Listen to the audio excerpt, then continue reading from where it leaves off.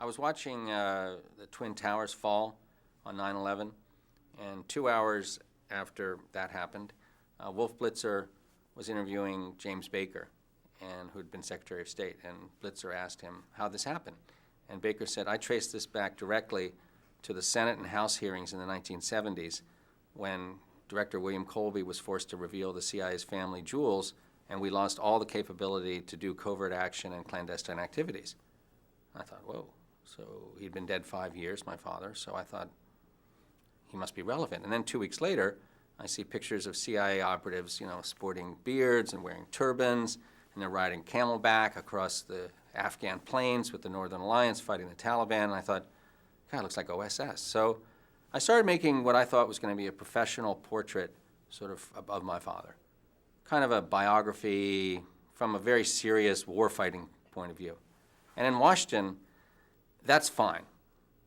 But then when I started to ask the deeper questions, it was like there was a divide. Some people, particularly women, were like, go for that. That's much more interesting. And my first interview of real substance like that was with my mother. I thought as an afterthought, well, not really as an afterthought, but I'll interview my mother. She'll have something to say. And that sort of opened up things to me. First of all, she sort of expressed the fun of kind of the CIA life, which as a pop culture passionista yourself, I had a question. In the old days, and it was Bond, it was James Coburn, it was I Spy, it was all very cool. And JFK and RFK loved the spies. And then now it's like, and I met Matt Damon after a screening of Good Shepherd.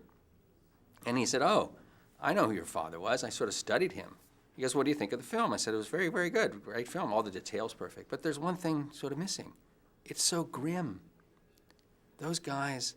Imagine my mother, when she tells that story, who are we tonight, Bill? I mean, it's sort of an excitement to that. But then, of course, there's the dark side, when it starts to unravel. And what is he really doing? And is it moral? And is it right?